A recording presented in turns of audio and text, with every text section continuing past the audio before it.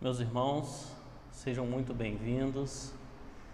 Que Jesus, nosso mestre amigo, possa nos iluminar, acalentar os nossos corações nesta noite de quinta-feira.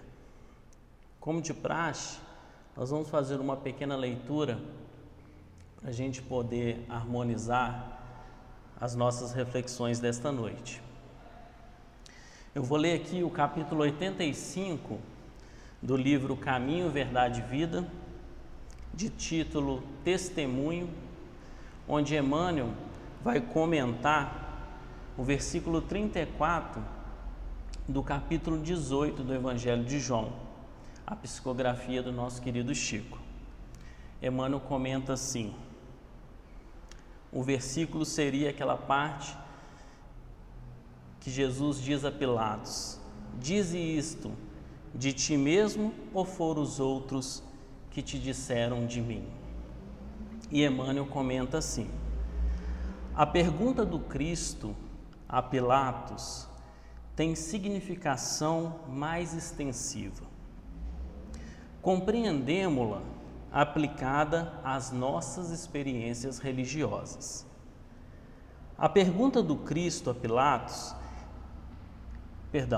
quando encaramos no Mestre a personalidade do Salvador, por que o afirmamos? Estaremos agindo como discos fonográficos, na repetição pura e simples de palavras ouvidas? É necessário conhecer o motivo pelo qual atribuímos títulos amoráveis e respeitosos ao Senhor. Não basta redizer encantadoras lições dos outros, mas viver substancialmente a experiência íntima na fidelidade ao programa divino. Quando alguém se refere nominalmente a um homem, esse homem pode indagar quanto às origens da referência. Jesus não é símbolo legendário, é um mestre vivo. As preocupações superficiais do mundo chegam, educam o espírito e passam, mas as experiências religiosas permanecem. Nesse capítulo, portanto, é ilógico recorrermos sistematicamente aos patrimônios alheios. É útil a todo aprendiz testificar de si mesmo, iluminar o coração com os ensinos do Cristo, observar-lhe a influência excelsa nos dias tranquilos e nos tormentosos. Reconheçamos, pois, atitude louvável no esforço do homem que se inspira na exemplificação dos discípulos fiéis. Contudo, não nos esqueçamos de que é contraproducente, que produz resultado oposto, repousarmos em edificações que não nos pertencem, olvidando, ou seja, esquecendo o serviço que nos é próprio.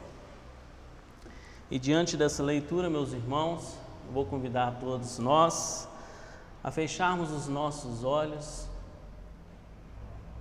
nessa quinta-feira à noite, após esse dia de labor mundano, abrir os nossos corações,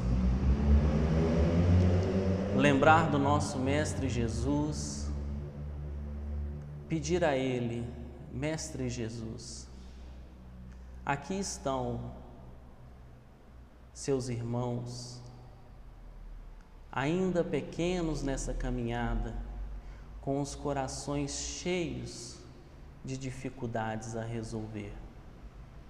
Rogamos o Teu amparo, Jesus, rogamos a Tua luz, para que possa quebrar o gelo dos nossos corações ainda tão endurecidos, a combatermos em nós o orgulho, o egoísmo, a vaidade. Sem o Teu Evangelho, Mestre Jesus, nada seríamos. e aqui estamos buscando um pouco da Tua luz. Nos ilumine e nos dê essa compreensão, porque precisamos muito. Que assim seja e graças a Deus. Meus irmãos, o capítulo dessa noite, na sequência, é o capítulo número 2 do Evangelho segundo o Espiritismo. Meu reino não é deste mundo.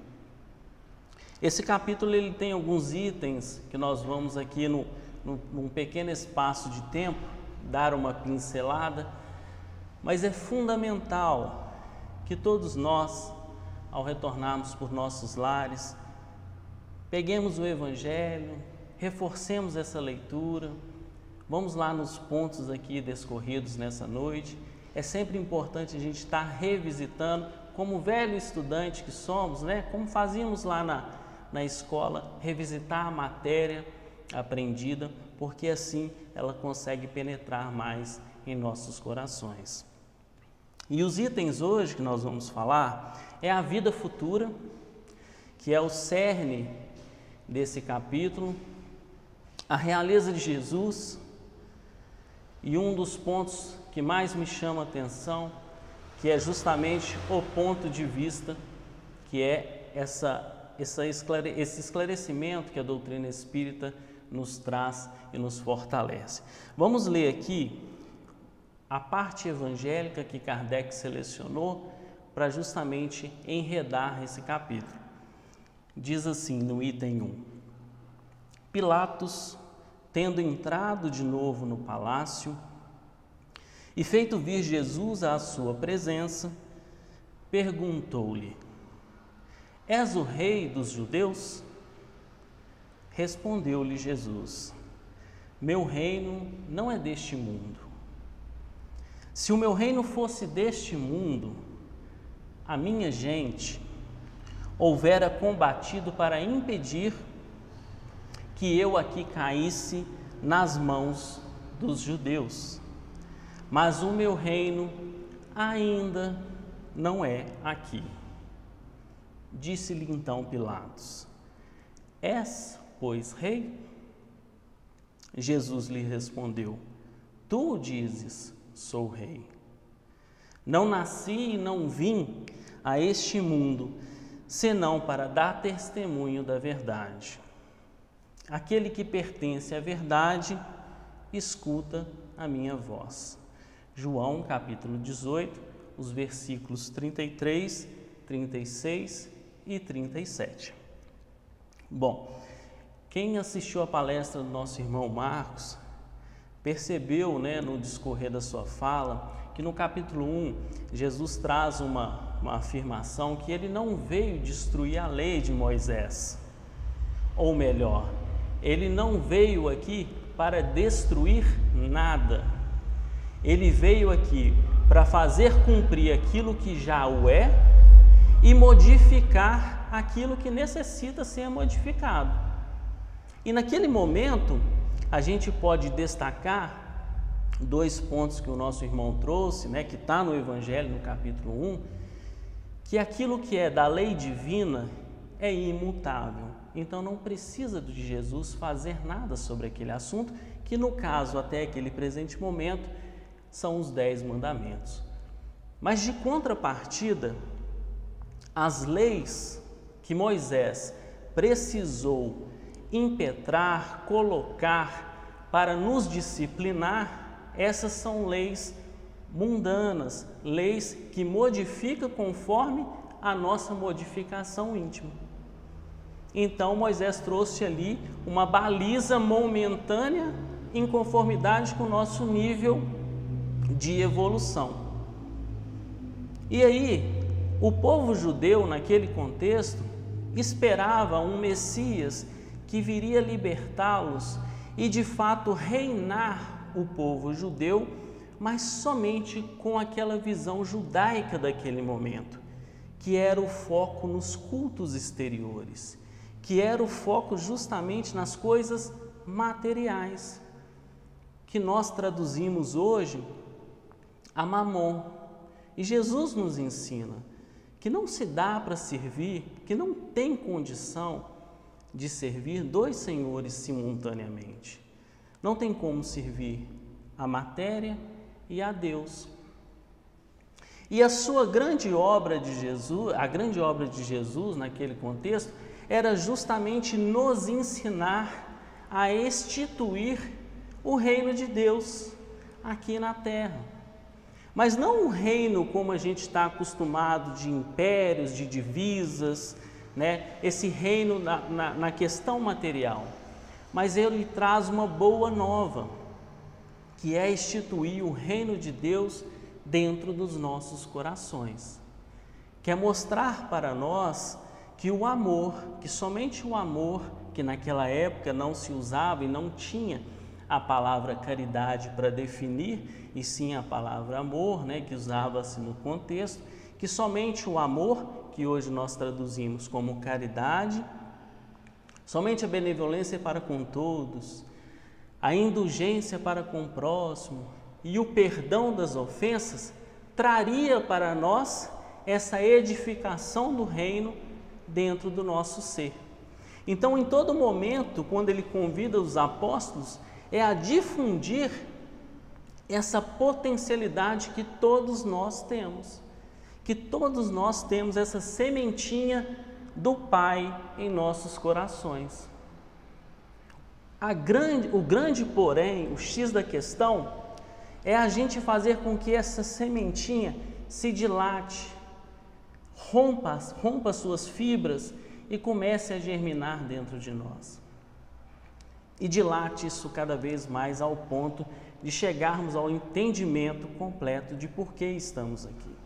Então, naquele primeiro momento, os judeus, por si só, tinham uma visão muito turva do que é o futuro.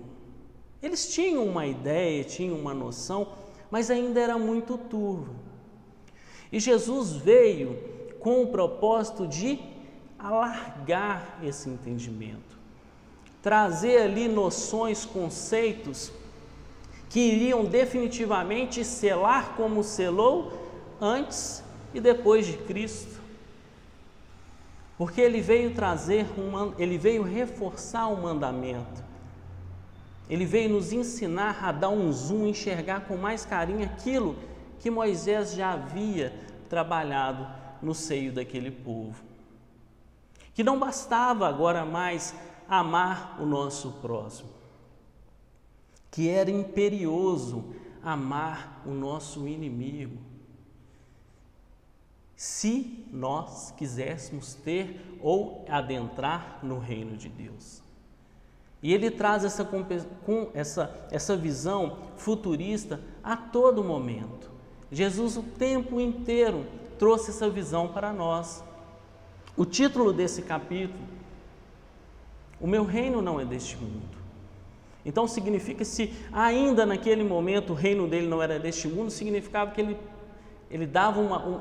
deixava uma deixa ali, que ele iria para outro lugar, ou que esse lugar precisaria se converter, né, como hoje nós entendemos. Há muitas moradas na casa de meu Pai. Ninguém poderá ver o reino de Deus se não nascer de novo.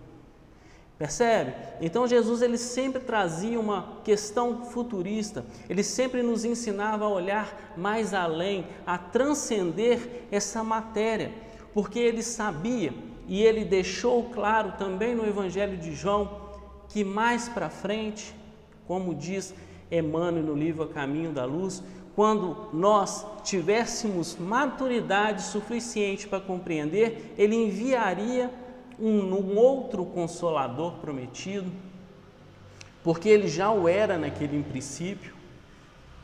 E aí eis que surge a doutrina espírita. E Kardec diz assim: esse dogma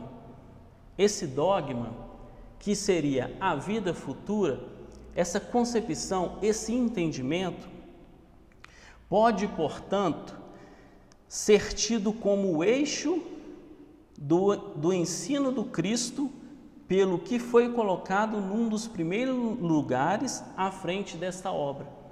Não é à toa que foi pedagogicamente colocado no segundo capítulo essa máxima, essa visão da vida futura, essa lógica da gente entender que essa vida é um momento, é um ato, é um sopro, é muito rápido. E ele continua assim: é que ele tem de ser o ponto de mira de todos os homens. Todos os homens, nós encarnados, deveria ser para todos nós essa visão futurista. Só ele justifica as anomalias da vida terrena e se mostra de acordo com a justiça de Deus. O Espiritismo veio completar. O Espiritismo não trouxe nada demais, não trouxe nada a mais do que o Cristo já havia falado, já havia pregado. Ele veio só clarear, fazer com que agora nós temos condições de entender, agora nós temos condições de discutir, agora nós temos até liberdade de fazer isso, por exemplo, dentro de um templo. Há tão pouco tempo atrás a gente não poderia professar sequer a nossa fé de forma liberal, de forma que a gente podia expressar o que a gente gosta, o que a gente sente, Veio complementar esse ponto, o Espiritismo veio completar nesse ponto, como em vários outros, o ensino do Cristo, fazendo-o com os homens já se mostraram maduros bastante para aprender a verdade. E diz assim: com o Espiritismo, a vida futura deixa de ser simples artigo de fé, mera hipótese, e passa a ser algo para nós concreto, sólido, real. Passa a ser para nós aquele sentimento assim: para onde que eu vou após eu desencarnar? Aonde eu estarei? O Espiritismo ele veio clarear isso para nós, veio nos dizer que nós somos aquilo que nós plantamos, nós somos vibração. Eu sou o conjunto daquilo que eu produzo de bem ou de mal. Que a semeadura é livre. Eu posso fazer, eu posso plantar o que eu quiser, mas a colheita, ela é obrigatória. Então ele veio trazer para nós essas correlações que nos ajuda e nos esclarece, nos fazendo sair de vítima, e podemos usar um termo aqui de protagonista. Porque tudo que me acontece, tudo que está ao meu redor, eu sou o causador. Eu sou, ou melhor dizendo, o merecedor de passar por tudo isso que eu tenho. A família, os amigos, o vizinho, o emprego. Eu estou no lugar certo com as pessoas certas para que eu possa caminhar e evoluir. E aí a gente pensa, quando a gente vai adentrando na doutrina e fala assim: mas espera aí, Jesus não seria de fato um rei? Hoje nós conhecemos ele como rei, mas não essa realeza terrena. Nós o conhecemos como nosso irmão mais velho. Como diz na questão 625 do Livro dos Espíritos, o tipo mais perfeito, o guia, o modelo, a referência para todos nós, espíritas cristãos. É aonde a gente tem que mirar, é aonde a gente tem que focar, porque ele é o nosso irmão mais velho. No livro A Caminho da Luz também fala com muita propriedade a grandeza desse ser, desse nosso irmão, porque ele próprio, na presença de outros Cristos a serviço do Pai, moldou com suas mãos o nosso planeta. Jesus nos conhece na individualidade, ele conhece o nosso cheiro, ele conhece a nossa vibração individualmente. Como ele sempre disse, nenhuma ovelha se perderá. Todos os espíritos encarnados e desencarnados, aproximadamente, chutando muito baixo aqui, 24 bilhões de espíritos estão sob a sua responsabilidade. estão sobre a sua tutela. Sobretudo, está sob o seu amor, que nós ainda não temos sentidos para compreender, que ainda nos falta, porque o nosso orgulho, o nosso egoísmo, a nossa vaidade ainda nos limita a enxergar o nosso irmão mais velho. E aí, quiçá, o nosso Pai, que ele já tinha essa comunhão com Deus. E aí eu queria avançar só um pouquinho, porque ele fala assim, no item 5, o ponto de vista. E o que esse item traz para nós? O ponto de vista quando nós pegamos a doutrina espírita e colocamos ela na nossa prática, na nossa conduta. Quando conhecemos a doutrina espírita na sua essência, que nada mais é que trazer o Cristo de volta, os seus ensinamentos, a sua moral, e colocamos no nosso dia a dia. Olha só um trechinho que Kardec diz para nós aqui. A ideia clara e precisa que se faça da vida futura proporciona inabalável fé no porvir. Inabalável fé no porvir. Quando começamos a colocar em prática, a compreender a doutrina espírita, nós não mais sentimos medo do porvir. Pelo contrário, aqui vai falar um pouquinho para frente. Modificamos as nossas condutas hoje no presente, porque sabemos que o porvir está na mão do nosso presente. Está na modificação das nossas ações hoje. O que nós tanto falamos aqui, em toda palestra a gente ouve essa fala, reforma íntima, modificações de hábitos, quebras de paradigmas, fé que acarreta enormes consequências. Olha só, essa fé acarreta enormes consequências sobre a moralização dos homens. A doutrina espírita, bem compreendida e praticada, colabora diretamente na nossa moralização, na mudança do nosso ser, porque muda completamente o ponto de vista sob o qual encaram eles a vida terrena. E aí é interessante essa fala, né? Porque no cotidiano, no dia a dia, a gente esbarra com muitas situações como essa, né? E muitas pessoas falam, você é espírita? Fala, somos.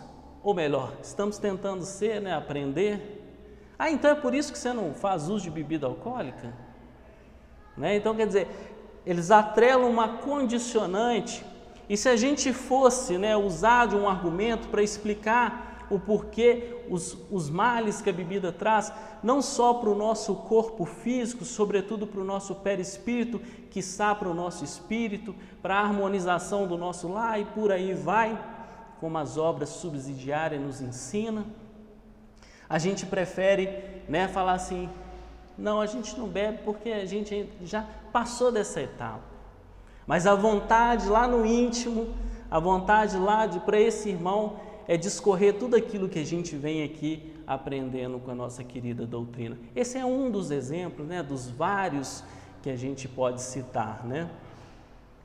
As vicissitudes e tribulações dessa vida não passa de incidentes. Lembrando, vicissitudes, todo revés momentâneo que causa nas nossas vidas, toda modificação drástica que gera tribulações, a perda de um ente querido, para nós ainda é uma vicissitude, a perda de um emprego estável, repentinamente, uma doença grave que nos é diagnosticada, tudo isso modifica a nossa vida, modifica o nosso cotidiano. Vira para nós espíritas um mero incidente. E não porque menosprezamos cada um desses fatos que mencionamos aqui, mas porque compreendemos. Porque buscamos, através dessa fé raciocinada, entender por que aquilo está acontecendo comigo. E um pouquinho mais, o que isso tem para me ensinar? O que eu, Eliomar, preciso refletir com essa condição difícil que me acomete hoje? As vicissitudes e tribulações dessa vida não passam de incidentes que ele suporta com paciência por sabê-las, de curta duração.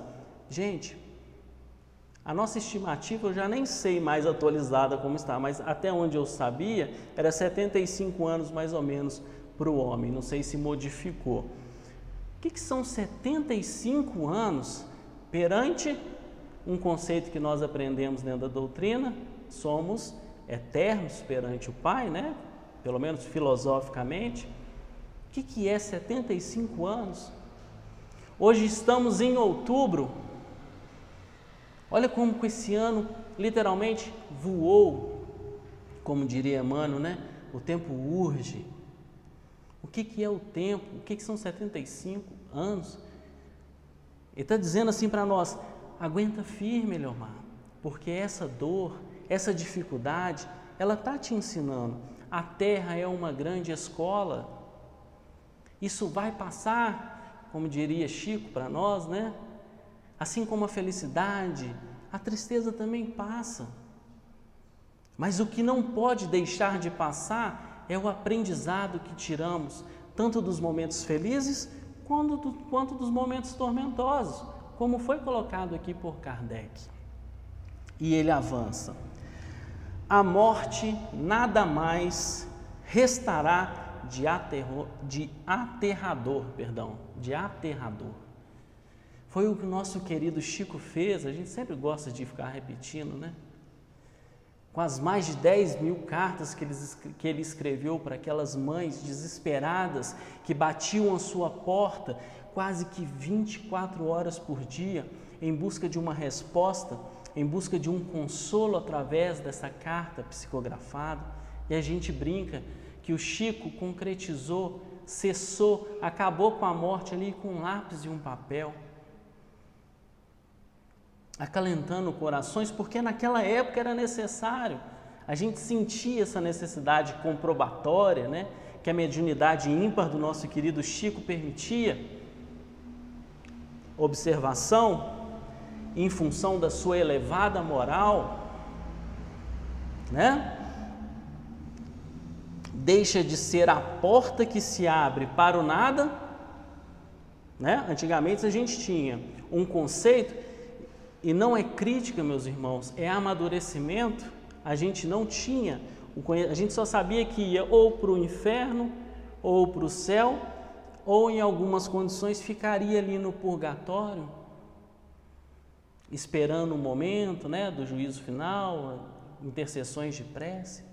E agora nós sabemos que não, que vamos sim responder por tudo aquilo que nós fizermos nesse plano. Mas se o meu filho, se o meu pai, se eu mesmo cometer um equívoco, eu não vou queimar no fogo eterno do inferno, porque nós temos um Pai, e a doutrina nos mostra esse Pai. Justo e bondoso é um dos seus atributos. Como poderia um Pai justo e bondoso permitir que crianças nasçam com seu corpo intacto, perfeito, enquanto outras nascem com deficiências, com dificuldades? É somente essa visão futurista, é somente essa fé sólida que consegue acalentar nossos corações, que traz o que Kardec chama de fé inabalável.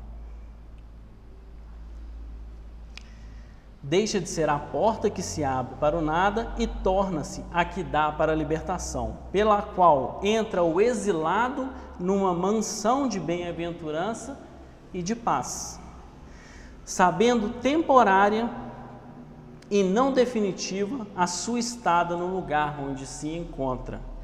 Menos atenção presta às preocupações da vida. Vou repetir. Menos atenção presta às preocupações da vida, resultando-lhe dali a calma de espírito que tira aquele muito do seu amargor. A gente começa a já buscar o que é moral, o que edifica na nossa vida futura. A gente lembra daquela bagagem simbólica que nada de material aqui podemos levar. Então a gente para de preocupar com o ter e procuramos buscar o ser, porque nós só vamos levar o ser, aquilo que eu sinto, aquilo que eu aspiro, aquilo que eu penso. E se eu desencarno hoje, eu vou ser exatamente essa pessoa que vos fala aqui.